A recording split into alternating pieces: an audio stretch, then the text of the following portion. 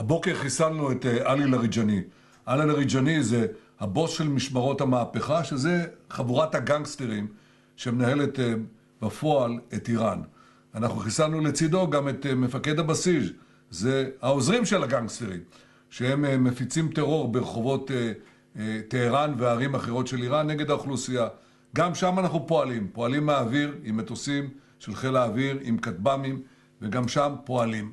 אנחנו מערערים את המשטר הזה, בתקווה לתת לעם האיראני הזדמנות לסלק אותו. זה לא יקרה בפעם אחת, זה לא יקרה בקלות, אבל אם נתמיד בזה, אנחנו ניתן להם הזדמנות שהם יוכלו לקחת את גורלם בידיהם.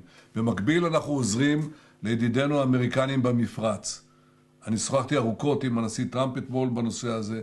יש שיתוף פעולה בין חילות האוויר וחילות הים שלנו, ביני לבין הנשיא טראמפ ואנשיו.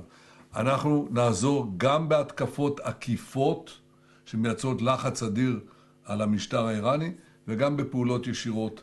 יש עוד הרבה הפתעות, בתחבולות נעשה מלחמה.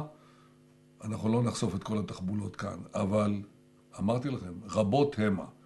עכשיו ביחס לדבר נוסף. הדבר החשוב ביותר לנצח במלחמה זה מה שנקרא בלעז tenacity, ובעברית נחישות. נחישות, נחישות, נחישות.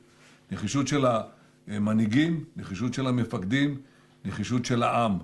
אנחנו נחושים לנצח ואנחנו נשיג את הדברים האלה. אני מבקש מכם פשוט להתעלם מערוצי הדכדוך.